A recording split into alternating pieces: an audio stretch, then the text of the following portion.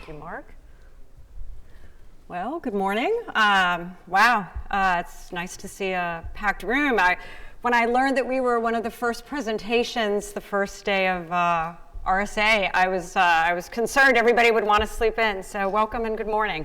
As Mark said, my name's Kat Megas. I lead the Security and Privacy Program at NIST, AI, and IoT Initiatives. This is my colleague, Julie. Good morning, I'm Julie Snyder. I work with MITRE and our center that supports NIST, and I lead our community profiles work and privacy. It's great to be here with you. Great. So when NIST, the Security and Privacy Program, about a year and a half ago, started looking around and saying, we think we might have to focus a little bit on artificial intelligence and what are some of the challenges that we're seeing from the security and privacy community specific to artificial intelligence, and what are some of the results that we're seeing out of those advancements in AI.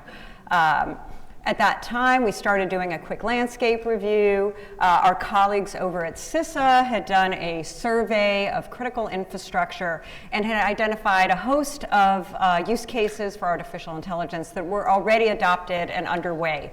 As you'll see, there's quite a few cybersecurity and security-related use cases for artificial intelligence, but there's also a lot of business unit use of artificial intelligence across the organization. It's being used for CRM, customer relationship management. It's being used in operations and cyber physical systems. So this was kind of one of our first cues that this might be an area where we might have to kind of look back at our existing security guidelines and decide and determine whether those might need to be adapted. As I mentioned, we also noticed that quite a few of the use cases that were cited in critical infrastructure were related to use of artificial intelligence in cybersecurity.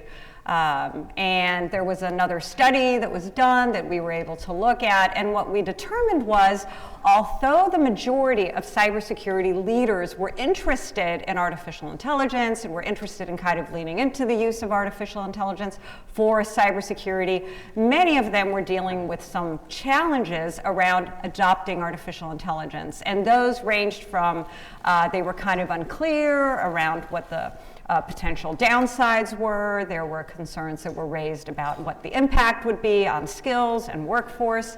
At the same time also, though, we were also made aware that the adversaries were also making use of artificial intelligence, and they also recognized that this was impacting their day-to-day jobs. So as you can see, it is not new, and I'm sure you're all hearing this, that we are at a watershed moment where everybody's talking about how artificial intelligence is helping both the defenders as well as the attackers. Depending on who you talk to these days, you know, the pendulum seems to swing as to who is benefiting more from the advents and advancements in artificial intelligence. So what we began doing is we started reaching out to the cyber community, and we started asking them and started trying to kind of understand, what are you all dealing with, what are you all seeing? And we had kind of 4 or 5 quick takeaways from this quick survey that we did speaking to some of our colleagues. One was, we asked them, are you concerned about advancements in artificial intelligence? The answer was an overwhelming yes. And when we asked them, well, what are you doing in that case? Because we know you're dealing with it. It's built into the products that you're using. We know business units across the organization are adopting artificial intelligence. We know adversaries are using it. What are you all doing? And many of the responses I got was, hey, Kat, right now I'm so busy dealing with the day-to-day fires, I haven't really had time to sit down and start understanding and thinking about what am I going to do about artificial intelligence. And in some cases, the answer was, I'm just saying no. I'm just saying no at this moment to the use. Another thing we quickly discovered was there's already so much guidance and so many discussions going out there. As you can see, when you look at the program here, lots of discussions on AI and cybersecurity. You can pick up a lot of other guidelines that have been put out. But what we heard from the cyber community was yes, there was an abundance of information out there, but they were also dealing and struggling with how does all this information relate back to their current cybersecurity strategies. And they also identified as a challenge that there wasn't a common taxonomy or a common way of talking across all of these different cyber and AI guidelines. The third thing we heard, which is not new for NIST, is please don't reinvent the wheel. There is probably lots of good cybersecurity practices, cybersecurity guidelines that are already applicable for artificial intelligence. Don't reinvent the wheel. Instead, let's build on those, let's modify those, and if there are gaps, then we can focus on those, but please, out of the gate, let's not create another thing. We already have so much to do around compliance. We don't want yet another thing. And then the fourth thing that goes hand in hand with the fifth is, as we engaged with both the AI community and the cybersecurity community, we realized they weren't always using language the same. There wasn't a common shared taxonomy across the two. And of course, that's not to be, so this should be not surprising to anybody. Both of these communities, the cybersecurity community has been around for a while, so has the artificial intelligence, and they've both grown up separately. So this makes it very difficult as we start talking about the intersection of these two types of risks to actually have people talking and being on the same page. So what we walked away with is we needed to focus on three areas that we were hearing from the cyber community. One is we need to protect AI systems. We know we need to protect AI systems. We know that they're expanding the attack surface. We know that we might need to modify or change what we're doing today. That can range from, they know that there's a potential for manipulation of data poisoning. I don't think is, it's leached into everybody's lingo at this point. We all understand that's a new risk. Prompt injection, that's also another area. And recognizing that this is something they need to change up, we decided this was an area of focus. The other is around AI-enabled cyber operations.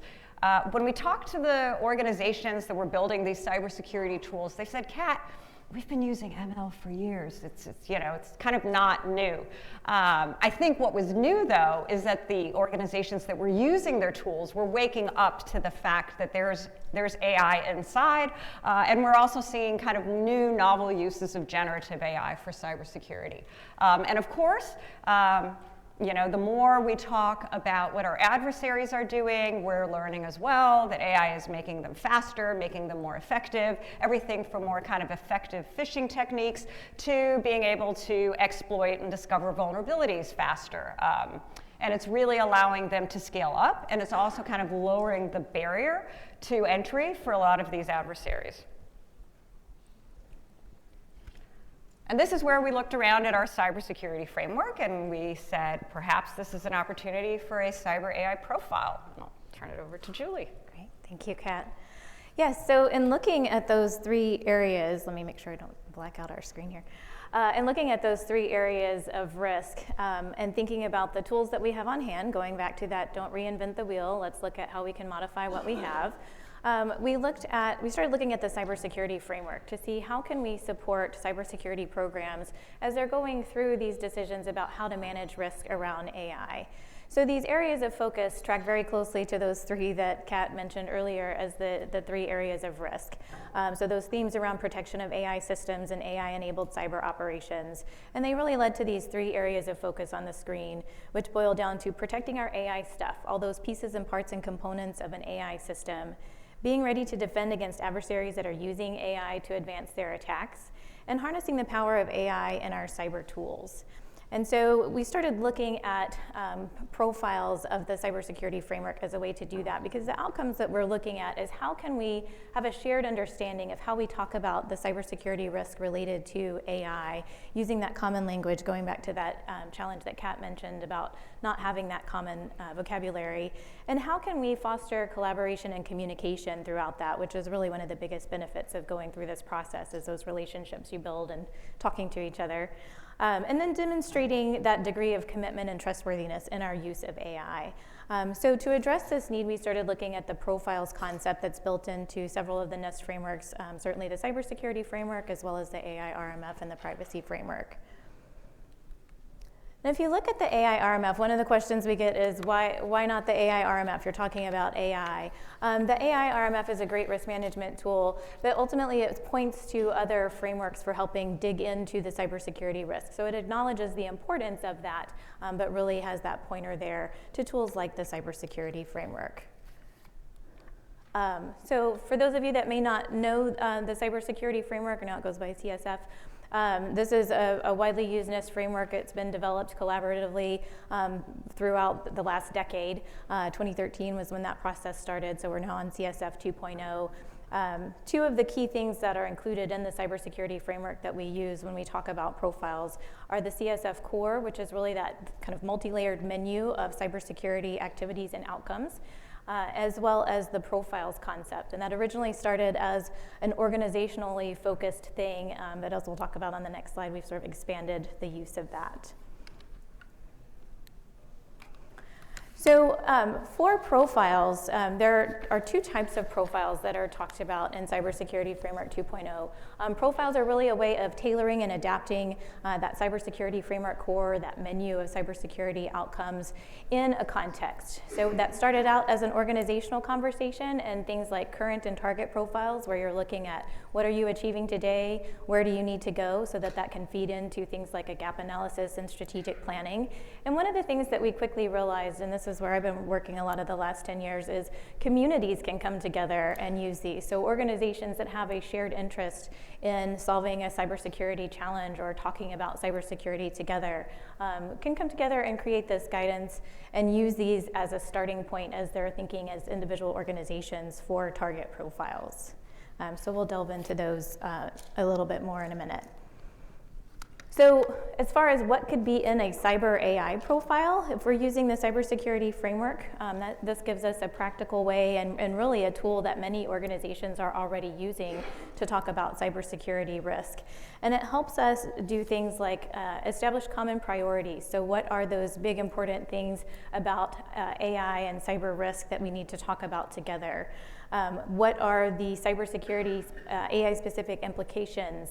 So rather than talking in broad terms about cybersecurity, where do we really need to dig into? What's unique or specific about AI risk when it comes to cybersecurity?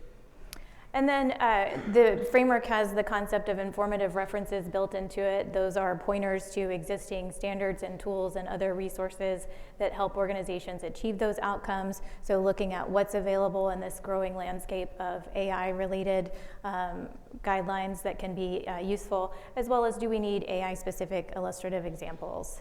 And then one of the power of these frameworks is they really serve as a tool that you can map against. So looking at all of the different tools and ways that you can bring those together. So instead of looking at 20 different things at once, the cybersecurity framework gives you one umbrella where everything can kind of map underneath. So a little bit more about community profiles in general and sort of where we see the benefits of this. A community is really any group of organizations that have a shared interest or has a shared interest in cybersecurity risk management. So we've seen that for different industries and sectors. We've seen that around technologies like AI, of course, mobile, cloud, and then we've seen other use cases where people dig into a specific cybersecurity topic like ransomware. So as far as the benefits of this, again, using a shared taxonomy, this really helps you kind of have that common language on how you're talking about cybersecurity risk. It helps you align your multiple requirements under one tool. And then you're leveraging expertise across the community. So we are doing this as a public engagement process. And so we're hearing from all of you, and that's kind of helping crowdsource where are we hearing what's going on and what can we use to improve this conversation. And then encouraging common target outcomes. Again, this goes back to creating that tool that everyone can use as an informed starting point to create their target profiles in their organization. And then also minimizing the burden of having to do this all on your own. So instead of every organization starting from scratch, you have a tool that has been worked with the community with many voices. And so you're not doing this on your own. And of course, this helps communicate about cybersecurity and even privacy risks throughout the process. So what does that start to look like in the end? When you have a community profile, you can use that as a conversations tool. Certainly internally within your own organization, you can use that to have discussions with vendors and partners about where you map against the community profile. You can talk about where you're the same and kind of know that you're in a good place together. You can talk about where you're different and evaluate whether and how those differences may mean something to your relationship. And then a little look at using these internally. I mentioned community profiles can help with your target profile, so organizations can use these community profiles, look at the assumptions that are built into the profile, and then make a judgment call of, do we use pieces of the profile exactly as is, or does our risk posture necessitate some adjustments up or down to priorities? And it gives you a good place to start. So Kat, I'll turn it back over to you. Okay, so now that we kind of understood generally NIST through the NCCOE, the National Cybersecurity Center of Excellence, has been running this process of creating community profiles for the last couple of years. And now we get to the point where we started focusing and inviting individuals into our cyber AI community and trying to build this as a kind of a community profile. So initially, post our initial research, we decided to open the conversation with the public, and we put out a concept paper laying out a couple of questions for the community about what they would want to see in a community profile for cybersecurity and AI. We proposed 3 areas of focus, the 3 areas that we've mentioned. We asked them, should this be based on the CSF? Should this be based on the AI RMF, privacy framework? Based on those responses, we held a public workshop about a month ago, I think at this time. Based on that public workshop, stay posted. There's going to be a workshop summary that's going to be posted. We will develop the initial public draft, we call it, based on what we heard both in the workshop as well as through our research. What we do also is we engage, we have community of interest meetings. As we are working through content, we're working through, let's say, govern or identify or detect. There may be areas that we say, you know what, we really need to bring in the larger community and get their input on this before we can continue kind of to elaborate. But once we filled out the initial public draft, we'll put that out for public comment. Probably we'll have a second public workshop. Just to give you an idea, if you haven't attended one of our public workshops, we always try to make those hybrid. There's a part of it that is usually broadcast. You can participate and submit your questions virtually. But we also usually try to keep the breakout sessions, which are the work in the workshop. We keep those in person where we have those breakouts and we kind of roll up our sleeves and we have small facilitated conversations in the afternoons. And then depending on what we hear through that process, we may go out for a second public draft or we may move to final. This just kind of summarizes some of the questions we asked as well. Do people agree that we should build on an existing framework and that we should kind of extend what we already have? Some of the other questions we asked, of course, is should NIST also include things like cybersecurity and privacy? We've been talking a lot about cybersecurity. There's a lot of work we have at NIST that we're doing that's relevant to privacy and AI. If you're familiar with kind of privacy enhancing technology, we have a project in the NCCOE where we are evaluating federated learning and how effective federated learning can be if it's using data that's been run through a privacy enhancing technology, and kind of trying to understand the trade-offs and publishing some sort of benchmark. So if you are using privacy enhancing technologies, you can understand what are your trade-offs as you kind of dial back or dial up the privacy enhancing part and using different machine learning techniques. So kind of this is an example of what could be in a cyber AI profile. In order to kind of help people understand what we meant by that, we gave a couple of examples around how, let's say, for example, areas you might not be thinking about if you're, let's say, CISO of an organization. What the cybersecurity framework does is it lays out all the activities as an organization that you should be, or you could be undertaking in support of cybersecurity. One of those is, let's say, training and awareness for your employees. Well, this would kind of be a reminder to those who are reading this, hey, you really need to go and you need to look at your awareness and training. And maybe you need to modify that now that phishing has become more advanced, now that we know that targeted phishing is more effective, now that we know there are other methods, such as like voice, that are being also manipulated using artificial intelligence. You should probably be going back to your training program for your employees, and you might need to be making them more aware of it. Or for example, you might need to go back and look at the assets that you currently have. The cybersecurity framework tells everyone to take an inventory of their assets, including your data assets. Well, one thing we do know is with advancements in adopting artificial intelligence, you may want to revisit how you're inventorying your data assets, because your data assets may be used differently now that business units are using artificial intelligence. And you also may want to think about changing the priority on those and revisiting those. So we gave a couple of real-world examples of where we're seeing impacts to help people kind of understand what's the type of information we would see in this cybersecurity framework profile. So one way we proposed potentially presenting the information is to potentially kind of merge it all and lay it all into a table format rather than kind of just mapping to other frameworks. We've kind of tested this out on a couple of other frameworks, and we didn't know if this was an area that this could be useful for the cyber AI profile. So the preliminary feedback we've received so far was generally there's broad support. There's broad support for basing this on the cybersecurity framework. There were some that also suggested that we should potentially be looking at the AI RMF, and we should potentially be looking at privacy framework profiles.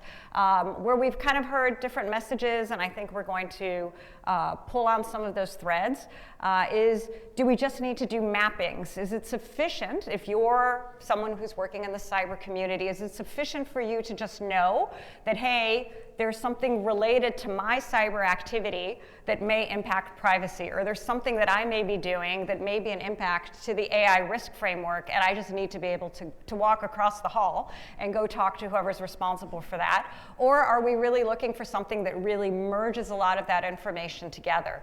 And we think there might be usefulness in this. One of the things we heard I can share in the workshop that's going to be in the summary is that even individuals who are using AI for cybersecurity have some concerns around explainability and understandability and transparency of the algorithms.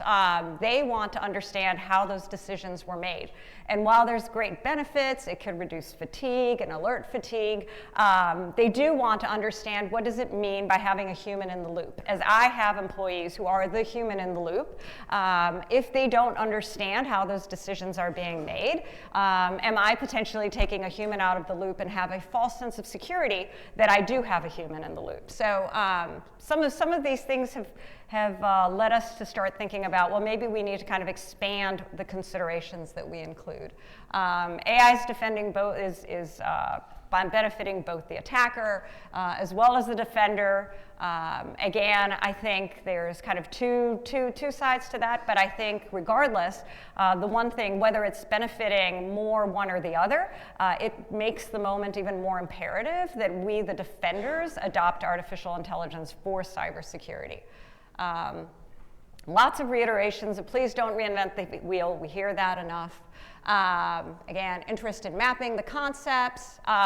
For those of you who are familiar with NIST and FISMA and the RMF, what I call the OG risk management framework, we have our 800-53 security controls.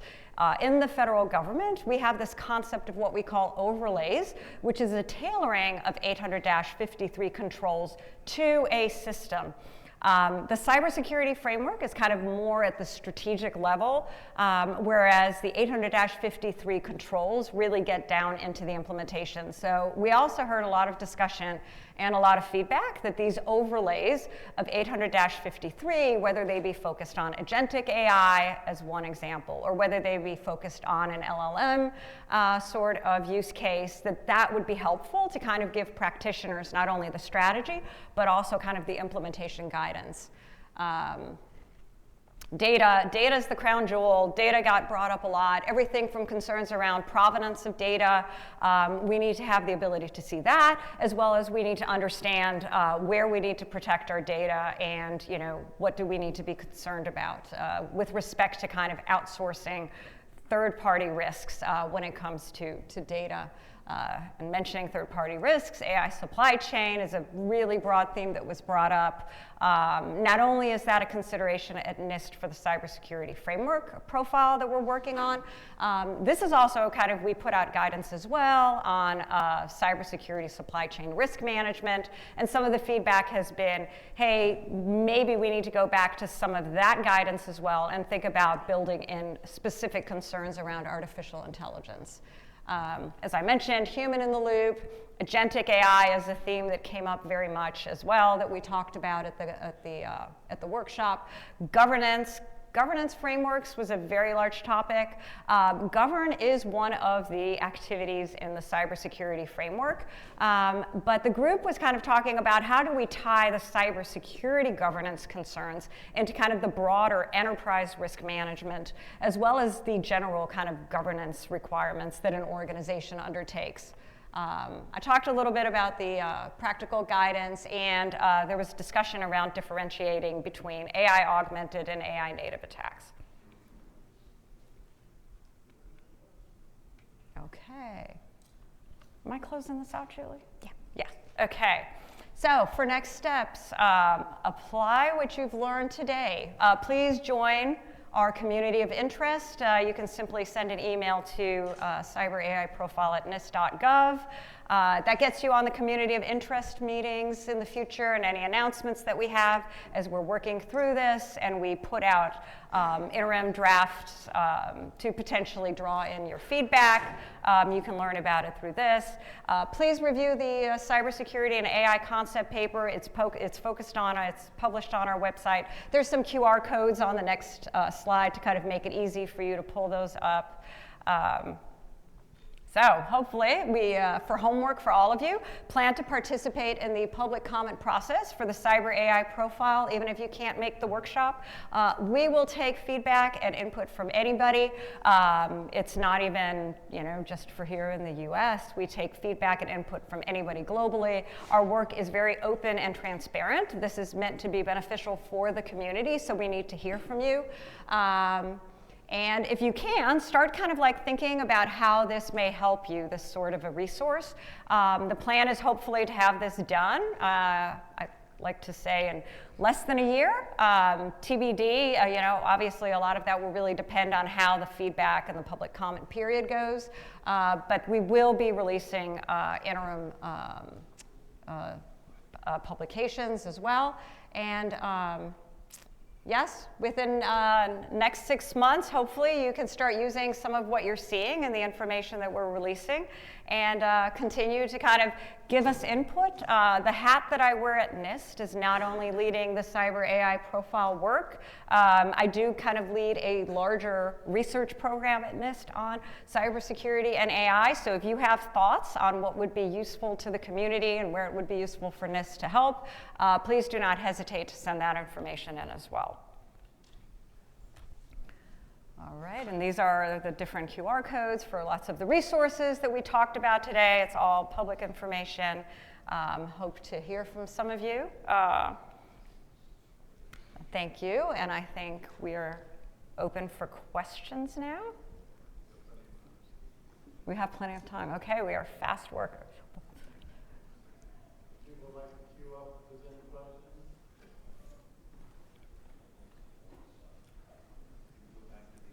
Yep. Okay. Okay. Hi, good morning. Good morning. Terry Herbert with the New Jersey Courts. I am the SOC and CERT manager for the courts. We're a pretty large organization.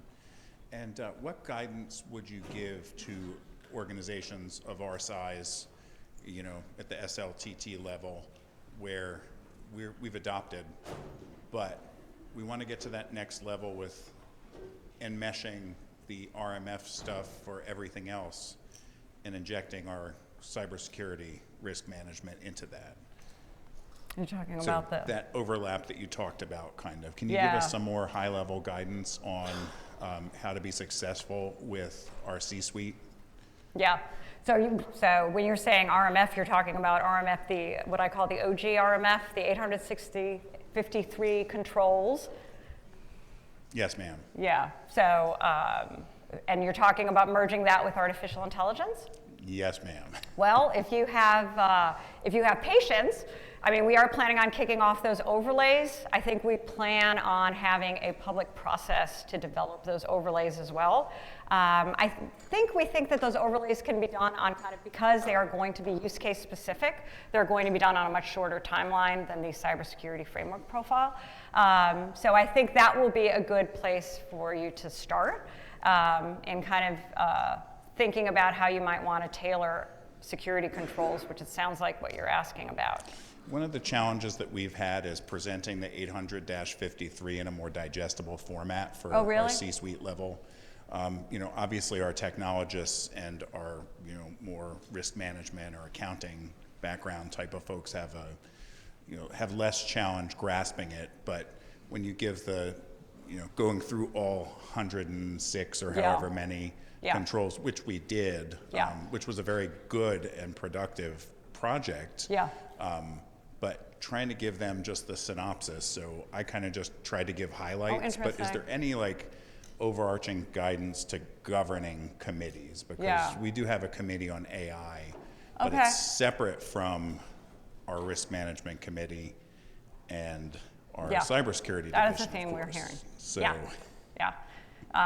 So it's something, because on the CSF profiles, we create these quick start guides, which is kind of to help organizations that may not have the depth of resources to consume information. Would something like that be helpful? I know another thing we're looking at is webifying some of our guidance. I may have missed, are there specific quick start guides for the AI component yet, or are we not? Not yet.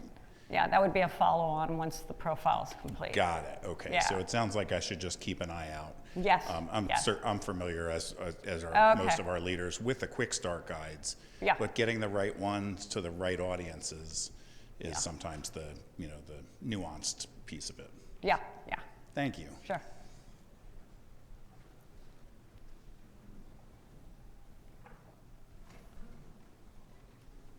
Hopefully we didn't talk too fast. Hello, Colin Williams from Computer Centre in the UK. How has the recent surge of agentic frameworks and technologies changed your work? Because we've seen a massive, in probably the last 6 or 7 months, agentic approaches Yeah. have now become so pervasive, they're fundamentally shifting everyone's thinking on how they're going to use AI. Yeah, yeah. So I think we are hoping to approach that and try to peel away what is truly the delta there. I think internally at NIST, what we've looked at is we've said we're going to try keeping the discussion on the cyber AI profile high level enough that it can cover all types of AI. If we identify something that's significant enough to be called out, we'll call it out. But again, I think when we get into the 853 overlay work, where we start looking at the specifics around security controls, I think that is where we're hoping to focus on agentic AI and peel away. Because right now, I've heard both sides. Some folks are saying, oh my goodness, this is so brand new, this is revolutionizing everything. And I agree there are some unique aspects to it that need to be managed, but I think— It's still AI, right? It's still, the underpinning of it's still AI. Correct. So you're right. Does it cut through what you're already doing? Does it augment what you're currently doing? Or is Yeah. it significantly different? Correct. Don't know yet. Correct. Don't That's know. that's what we're trying to identify. And I think there are going to be differences, but are they as big as we're currently hearing? I think we're not quite sure yet. Thank you. Yeah.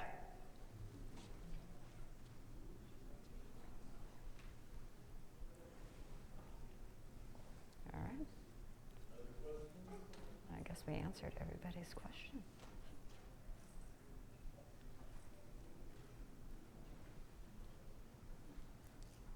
Okay. Well, other than doing a tap dance for you, which I can't do really well in sneakers,